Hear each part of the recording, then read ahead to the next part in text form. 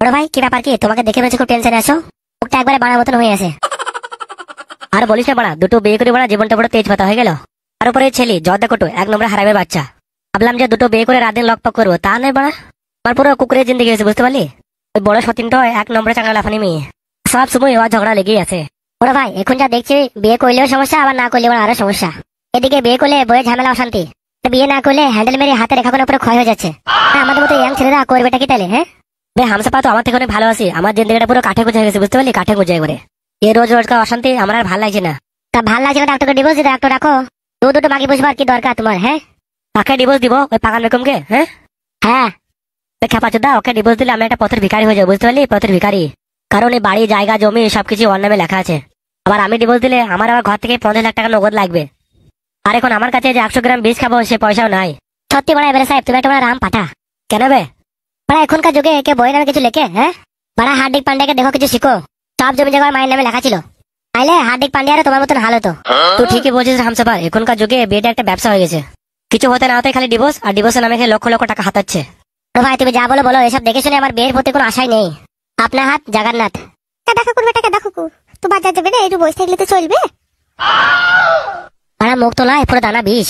এই কি হয়েছে কিরে বাড়া? হ্যাঁ কি হয়েছে মানে? ভাত খাবা না বাপের বাল খাবা? কেন ভাত খাবো? বাজারে যাও তবে তো। তা বাড়া বাড়িটা ভালো হয় বললি তো হয়। বেশ বেশ, বল বল কি লিবি কি বাজারে? আলু লিবি, পেঁয়াজ লিবি, আর 250 পোল্ট্রি মাংস লিবি, আর বাজারে নতুন পাটে শাক উঠিছে, 2 পাটে শাক লিবি। তো বড়া মানুষের নামে রাগ করেছিস বড়া? হামসাফার শুনলি তো কি কি লাগবে? যা বাজারে যা, একটু লেগে যা মালটা। তা টাকা দাও, টাকা ছাড়া মাল দিচ্ছি না এখন। আর বললি মাল দিচ্ছি না বে, আমার নাম করবি, আমার নাম করবি, বলি এমএলএ বিকাশ দত্তর বাজার এটা, ঠিক আছে? দিবে না আর বাপ বাপ করে, বুঝলি? যা যা। থাক থাক থাক, বড় এমনি তোমরা বাকি দেয় না, তোমার নাম করলে বড় আরো বাকি দিবে না। বলিস কি রে বড়? হ্যাঁ মার্কেটে বড় এমএলএ বিকাশ দত্তর নাম এত খারাপ হয়ে গেছে? আরে তো কি, তা বাজারে টাকা ফাঁকা দাও, তাহলে বাজার হবে না।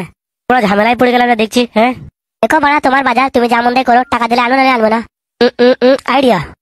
তুই এক কাজ কর, ওই বন্ধন ব্যাংকে গিয়ে পাকান বেগমের লক্ষ্মী ভান্ডার টাকা আছে, তুললে যা, ওটাতে বাজার করবি যা। কি বলা বড় ভাই, পাকান বেগমের লক্ষ্মী ভান্ডার টাকা দিয়ে বাজার করবো? হ্যাঁ জানতে পারলে কিন্তু মেরি গাড়ি ভেঙে দিবে। বে জানতে পারবে না, যা যা যা। এস দেখিলা আমার আবার কি বে, আর বকো চবে চ। না বাড়া, এইভাবে চলতে থাকলে আমার দাম থাকবে না। এই সরকার থেকে মাঠপাড়া ঢালাই রাস্তার টাকাটা দিয়েছে 3 লাখ টাকা, ওই টাকাটা মেয়ে দেবো।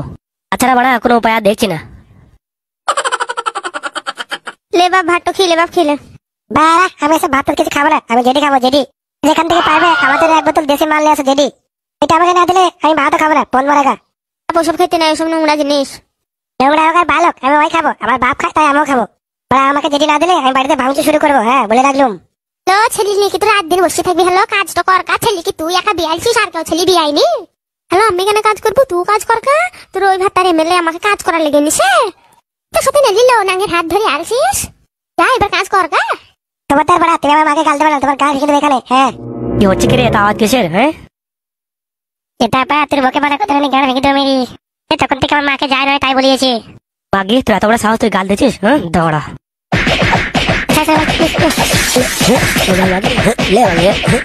লাগছে লাগছে